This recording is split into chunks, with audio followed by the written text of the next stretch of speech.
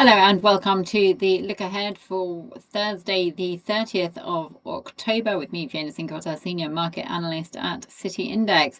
So just as a pre-warning, this video is being recorded ahead of the Federal Reserve interest rate decision and ahead of the big tech earnings, which will be released after the close this evening. So they are Meta, Microsoft, and Amazon. And Alphabet. So there could be some changes to the charts that we're looking at, given that these events could be market moving. But looking to tomorrow, the main focus is going to be twofold. It's going to be the ECB interest rate decision, and it's also going to be on more Magnificent Seven earnings with Amazon and Alphabet set to report after the close in the US. So let's just kick off though with the ECB. So the ECB is expected to leave interest rates unchanged at 2%. This will be the third straight meeting that they're set to leave interest rates unchanged at 2%, and that's after they cut interest rates 8 times across the previous year and a bit since the summer last year. So the reason that we're seeing interest rates left unchanged here, if we just have a look at inflation in the regions, still around that 2% level, the 2% target level is actually at 2.2% year on year in September. We're also seeing that growth in the region has stabilized. It's showing signs of moving in the right direction, albeit slowly, and it's certainly more positive than it was at the start of the year. So given those two combination of factors, there's really little reason for the ECB to move on rates again just now. We know that policymakers have suggested that they are comfortable. ECB President Christine Lagarde has said that policy is in a good place at the moment. So, I mean, of all the central bank meetings that we've seen or we will be seeing this week, so the Fed, the Bank of Japan, the Bank of Canada, and the ECB is going to be the least market moving, very much keeping the position steady as she goes. No rate cuts really expected from the ECB until potentially well into 2026. So let's just have a look at what all this means for the euro US dollar, which is this chart here. Now, obviously, as I said, this very much depends on what we're going to see from the Fed in just a few short hours. But at the moment, the euro US dollar, it remains capped below that 117 level. We have recovered from the lows of October that were around the 115.50 level, but hasn't been able to move over that 117. Now, obviously, if we do see a more dovish side to the Federal Reserve, that could be significant enough to push the euro US dollar above that level. That's the 50 SMA. It's also the round number, so it's a pretty key level. It's also the closing high that we saw back at the end of around mid-October.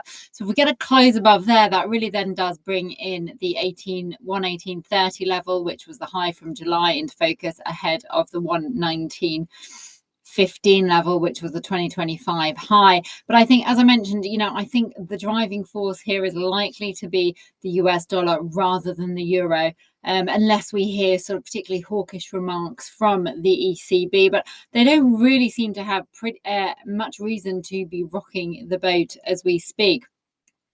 On the downside, again, this will be probably more dependent on what we're hearing from the Fed than the ECB. The support level is there at the 115.50 level. A break below there creates a lower low, and it just pulls the euro US dollar back into this descending channel that it's been trading in over the past couple of months, or just since mid-September.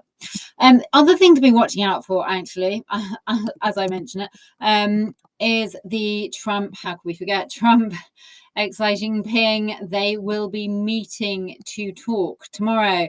Now, there has been a framework trade deal which has been hashed out. Whether we actually get a trade deal or at least, positive mood music is what the market is after here.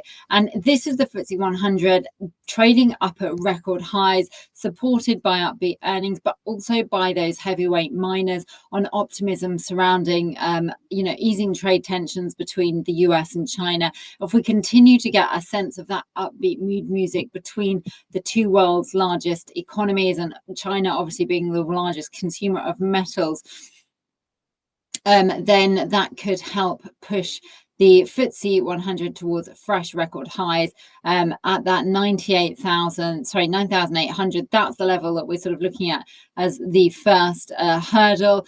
Above there, blue skies, 9,900 be the next logical level. As far as support is concerned, if we get any fallout that's negative from the Trump Xi Jinping meeting, then we'll be watching at this support level here. That's the 9,580. That was the high that we saw at the beginning of October. It would take a move below this level here, the 9,350, to really create a lower low and perhaps drive a deeper downtrend towards the 9,100 level. Now, just finally, as I said, we've also got some big tech earnings. This is the S&P 500. So the S&P 500 trading at record highs as well. On AI optimism, we've got Nvidia, which is trading with a market cap now of $5 trillion US. We saw Microsoft above the 4 trillion level mark. Apple also briefly rose across that 4 trillion level as well.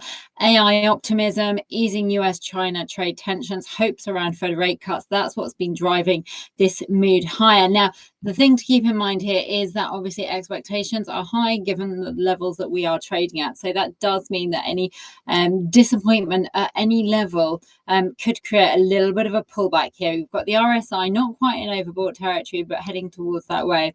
But if we get strong earnings combined with strong outlook and positive remarks from Trump and China, then 7,000 on the upside will be the next level to look for as the index attempts to break out of this rising channel.